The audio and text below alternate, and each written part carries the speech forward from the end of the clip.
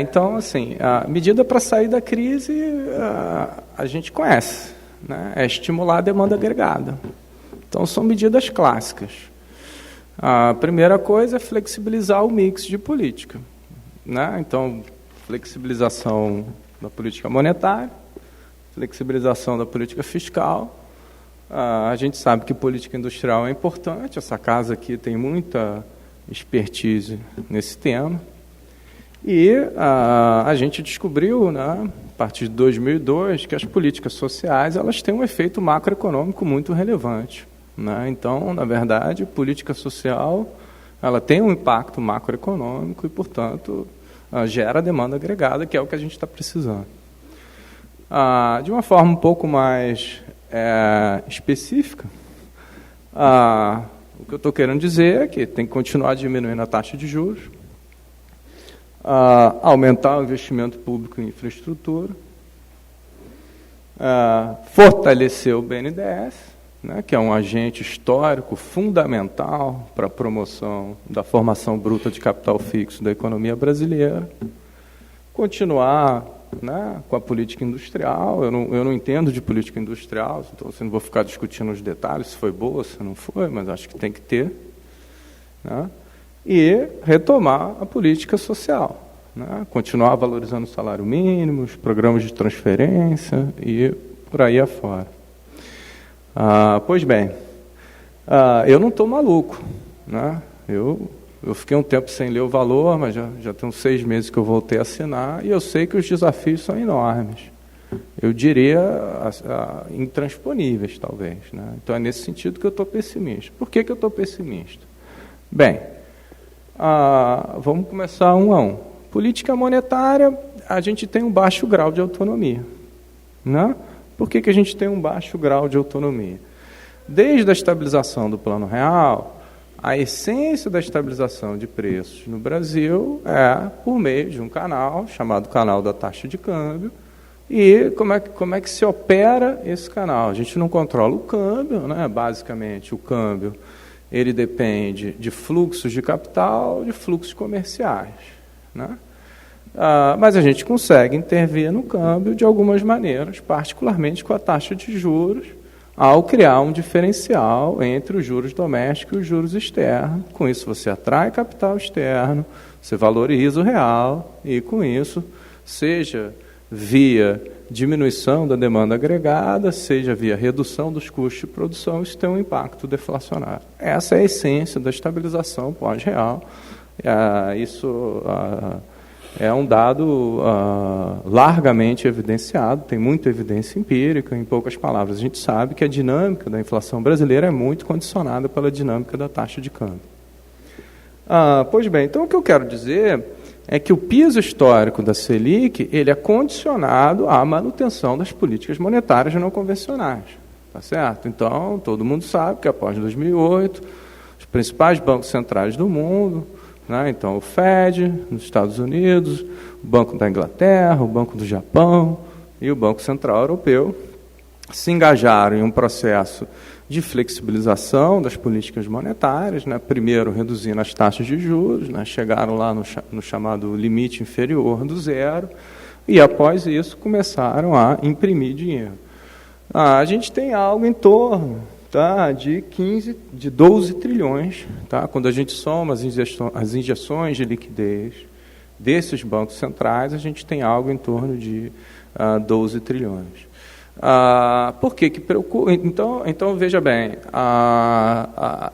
eu não vejo essa queda histórica da Selic como sendo resultante de um aumento da potência da política monetária.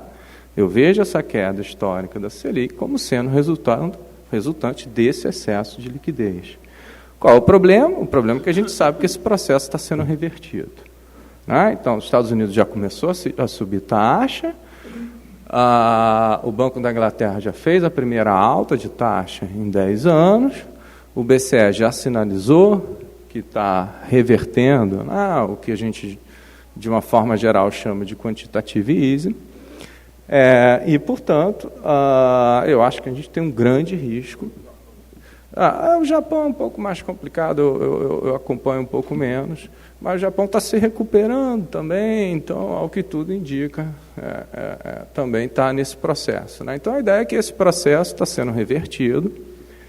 Isso causa preocupação, porque se você está preocupado em termos de um diferencial, se os juros lá fora sobem, a gente vai ter que subir aqui. Adicionalmente, a gente tem aqui uma grande interrogação, que é o novo presidente do FED, né? Ninguém sabe quem é o Powell, né? A princípio, a ideia é que vai ter continuidade, que ele vai dar continuidade à política da Yellen, mas ninguém sabe, né? O que diz é que a diferença entre ele e a Yellen não é em relação à flexibilização, a como o processo vai ser tocado, ou seja, espera-se que esse processo de elevação da taxa de juros vai ser tocado de uma forma muito lenta, e o que se espera é que ele vai ser um pouco mais liberal em relação à regulação financeira. Mas, de qualquer jeito, a gente tem que lembrar que o desemprego na economia americana já reduziu drasticamente, a gente teve um pico de 9%, já está ali na casa de 4%, isso é abaixo da média histórica de 6%, o Carlinhos conhece esses números melhor do que eu. O que está segurando é que a inflação está ali em 2%, mas eventualmente pode ser que essa inflação volte. Enfim, política monetária eu estou preocupado. Política fiscal. Bem, política fiscal eu acho que ficou pior ainda, né? Porque a gente adotou uma PEC que limita, né, o gasto público e que, portanto, a gente perde poder discricionário. Política fiscal não pode mais ser usada de uma forma anticíclica.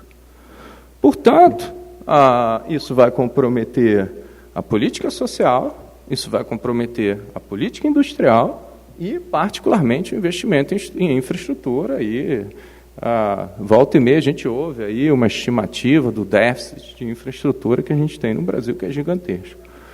Bem, o investimento em infraestrutura, particularmente, está sendo penalizado por uma reforma financeira que foi dada pela criação da TLP, que extingue a TJLP. TJLP nesse sentido, né, o que eu estou vendo é o BNDES perder sua competitividade. Tá certo, Hernani? Para que se for para pagar a taxa de mercado, para que eu vou pegar no BNDES? Eu vou pegar no Bradesco. É mais rápido, né? Dá menos trabalho, não é isso? No BNDES tem que fazer um bando de condicionalidade. Eu sei. Então, exatamente isso que eu estou dizendo. É muito mais fácil pegar no Bradesco. Então, na minha opinião, a TJLP acabou com o BNDES. Agora, a TLP acabou com o BNDES. Agora, além disso, o BNDES já devolveu o quê? 200 bi? Já devolveu 200 bi, tem que devolver, mas não sei quando. Então, está minguando o caixa do BNDES e, portanto, está dificultando a capacidade do BNDES de emprestar. Bem, então, o quadro, como eu falei, é um quadro preocupante, né? Vai ser difícil, na minha visão, né? Espero que eu esteja errado, sair da crise. Retomando, a política monetária, autonomia reduzida, em poucas palavras, a gente está na mão do FED, né, para fazer uma caricatura. A política fiscal, e a gente abriu mão, acho que isso que chama a atenção, eu acho que isso que me preocupa muito, é que a gente abriu mão de importantes instrumentos de gestão macroeconômica. Né? Então, a política fiscal, a gente não controla mais, porque tem uma regra. Até o fim da TJ elimina um instrumento histórico, importante de promoção do investimento ou da formação bruta de capital fixo. E o BNDES, na minha visão, está ameaçado de extinção. Ameaçado de? Extinção. Tá? Sobre uma hipótese que eu acho muito arriscada, a de que o mercado vai ocupar o lugar do BNDES. Será mesmo? Né? Então, para os alunos, a ideia básica aqui é que tem um efeito crowd-in-out, que supostamente o BNDES ele é tão grande que ele desloca o mercado privado e os bancos privados não emprestam porque você tem um gigante ali, um Leviatã que está tomando conta desse mercado. Na verdade, historicamente é o contrário. A gente só tem o BNDES porque a gente não tem um mercado. O BNDES só é relevante porque o mercado nunca emprestou. Até 2010, a relação crédito-PIB era 25%. Né? Então, assim, os bancos brasileiros não emprestam, nem para curto prazo, quanto mais para infraestrutura. E aí vai seguindo afora. E Petrobras, né, a gente não sabe o que vai acontecer com Petrobras. Petrobras, já soube os números de cor, mas já foi responsável, sei lá, por 20% da formação bruta de capital fixo da economia. A Petrobras tem os investimentos da Petrobras têm um impacto macroeconômico fundamental, tem um efeito arrasto muito grande. A gente que mora aqui no Rio vê, né, todo reflorescimento da indústria naval, enfim. Então, o quadro é preocupante por isso. Bem, aí a pergunta que a gente se faz é a seguinte: mas isso é um tiro no pé? Não, não é um tiro no pé. Essa é uma escolha ideológica. O que está por trás aqui é uma guinada neoliberal. Se vocês quiserem, né, marcada, né, por uma crença nos mecanismos de mercado, e, se vocês quiserem, um distanciamento do desenvolvimentismo. Eu não quero me perder nos termos. Né? Recentemente surgiu uma discussão, tem o desenvolvimento social, o desenvolvimentista, novo desenvolvimentista, neodesenvolvimentista. O que eu quero dizer com desenvolvimentista é que intervém no mercado. Tá? Então, eu estou querendo dizer uma guinada, um distanciamento do desenvolvimentismo nesse sentido. Né? A gente está abrindo mão de instrumentos de política econômica, a gente está extinguindo um banco público. Né? Então, a gente está vendo, então, essa é uma opção. Né? Existe um projeto político, né, que, na verdade, está baseado em algo que meio que ficou esquecido, né? Só que isso daqui é um retorno àqueles 10 mandamentos do Consenso de Washington. Os 3 primeiros mandamentos do Consenso de Washington são disciplina fiscal, prioridade do gasto público, reforma fiscal. A PEC embarca esses 3. Resolve esses 3 problemas aí. Aí depois vem privatização, extinção do BNDES, Infraero vai vender o que dá para vender, Petrobras a gente não sabe o que vai acontecer. Liberalização financeira, TLP. Está liberalizando. Desregulamentação, reforma trabalhista, reforma da Previdência. Aí tem lá investimento externo direto, aí claro, vai continuar dependendo de investimento externo direto, né? Vai continuar o sabor dos mercados, né? Volatilidade na taxa de câmbio e tudo mais. Liberalização do comércio, aí acho que já está tudo liberado, direito de propriedade, e o câmbio competitivo a gente não tem. Esse daí a gente esquece. Né? Bem, então, na verdade, assim, o que a gente está tendo é um retorno às políticas do consenso, e, nesse sentido, eu queria trazer uma discussão de um ponto de vista um pouco mais amplo, nem tanto uma discussão de curto prazo, mas uma discussão de modelo de desenvolvimento. Porque o que eu estou colocando aqui é que as políticas de curto prazo elas são condicionadas pelo modelo. Né? Quando você adota o modelo neoliberal e acaba com o BNDES, acaba com a TLP, você está condicionando a política macro de curto prazo. Se a gente quiser olhar de uma perspectiva histórica, né, todo mundo sabe, né, a economia brasileira tem lá o modelo desenvolvimentista que vigora razoavelmente bem, pelo menos em termos de crescimento, até final dos anos 70.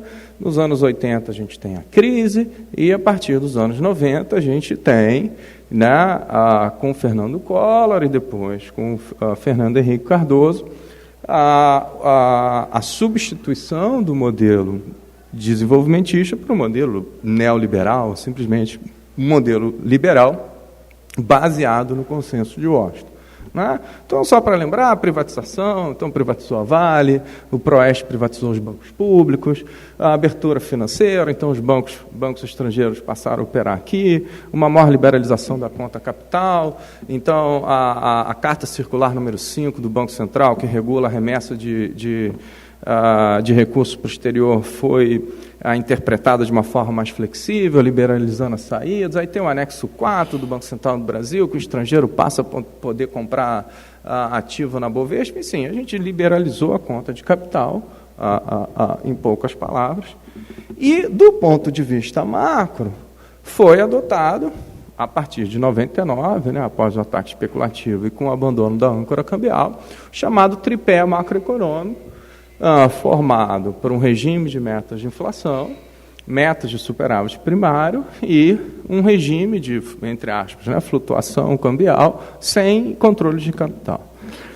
É importante chamar a atenção que o tripé ele é um tripé assimétrico no sentido de que existe uma hierarquia em prol da estabilidade de preço. Então, a ideia é que a política monetária ela restringe e condiciona as políticas fiscal e cambial, né? Ou seja, a gente tem um regime havia, né, uma clara preferência pela estabilidade em detrimento do crescimento, e essa estabilidade era obtida por meio de um único instrumento, que é a taxa Selic. Bem, a partir dos anos 2000, a gente começa, principalmente no segundo Lula, principalmente após a crise do subprime, mas de uma forma geral, estou só trazendo os grandes números, tá, para simplificar. O que a gente vê? A gente vê um distanciamento do liberalismo e um retorno, entre aspas, nesse sentido, ao desenvolvimentismo, um maior intervencionismo, né? Então, primeiro o PAC, Minha Casa Minha Vida, os programas sociais, Bolsa Família, valorização do salário mínimo, uma política industrial, a Petrobras investindo muito com política de conteúdo nacional, um fortalecimento do BNDES, né? Então o Tesouro, me corrija, Hernani, mas acho que foram 500 bi, né? Injetaram 500 bi no BNDES. Os bancos públicos foram usados de uma forma anticíclica, particularmente na crise, tiveram um papel fundamental, tanto na crise de 2008, quanto no repique da crise que deu após a crise do euro, né? Eles foram fundamentais para sustentar a oferta de crédito. Uma tentativa, ainda que, vamos dizer assim, não muito bem sucedida, de usar os bancos públicos também para forçar uma queda nos spreads bancários, né? Aquilo que foi conhecido como a cruzada contra o spread. E uma mudança institucional que foi fundamental, que foi a mudança na regulamentação da remuneração da poupança, que eliminou um piso histórico para a Selic. Tá certo? Além disso, principalmente após 2008, com a crise, a gente vê um processo lento, gradual, parcial, de flexibilização do tripé. Então, o regime de metas de inflação foi flexibilizado no sentido de que houve uma maior preocupação com o crescimento. Então, a ideia é que, olha, entre estabilidade e crescimento, eu vou tolerar um pouco mais de inflação para ter mais crescimento. Esse ponto é muito importante, porque essa casa tem uma tradição desenvolvimentista e a gente sabe que o processo de desenvolvimento ele é um processo desequilibrado, que gera tensões, particularmente gera tensões inflacionárias, e nesse sentido eu sou velho desenvolvimentista. Desenvolvimentismo gera inflação. Isso não quer dizer que eu acho que inflação é um bem, inflação é um mal, mas a ideia é que as mudanças estruturais subjacentes ao processo de desenvolvimento geram desequilíbrios particularmente inflacionários, e, no meu ver, o que houve foi uma tolerância maior à inflação. Ainda que a inflação não tenha saído muito da média, tá? Você pega a média de inflação pós-plano real com a média do pós-2002, é muito parecido, tá? Uma diversificação dos instrumentos de política monetária. Então, vocês lembram, em final de 2010, a gente usa as chamadas medidas macroprudenciais, isso por uma razão muito simples. O uso excessivo da Selic gera uma carga de juros muito elevada, gera um custo fiscal, e a política fiscal foi usada de uma forma anticíclica. E algum controle a entrada de capital para evitar uma sobrevalorização do real, com IOF, com algumas medidas também incidindo sobre mercado de derivativo de câmbio. com o objetivo de desestimular a assunção de posições comprada em dólar, portanto, para evitar a valorização, comprada em real, perdão, portanto, para evitar a valorização do real. Na verdade, né, se eu olho esses dois períodos, né, grosso modo, 90 com 2000, eu vejo enormes avanços nos anos 2000. Então, rapidamente, eu não quero ficar aqui enchendo vocês com os números, faltam 10 minutos. Uma redução do desemprego, né? Teve um período aí que a gente estava debatendo se a gente estava no pleno emprego ou não. Uma formalização do mercado de trabalho. Então, por exemplo, entre 2003 e 2011, 15 milhões de empregos. Você compara com os anos, o período anterior foram 5 milhões. Salário mínimo foi valorizado, depende da conta que você faz, mas, grosso modo, em termos reais, ele sobe 70%. Uma melhora na distribuição de renda, eu diria uma queda histórica no coeficiente de Gini, e uma redução da pobreza, nesse sentido, uma maior mobilidade social. Aqui são os dados, né? Então, o desemprego sai ali de um pico em 2002 de 9 para um vale ali de 6,5, 7. São só esses gráficos, já vou terminar.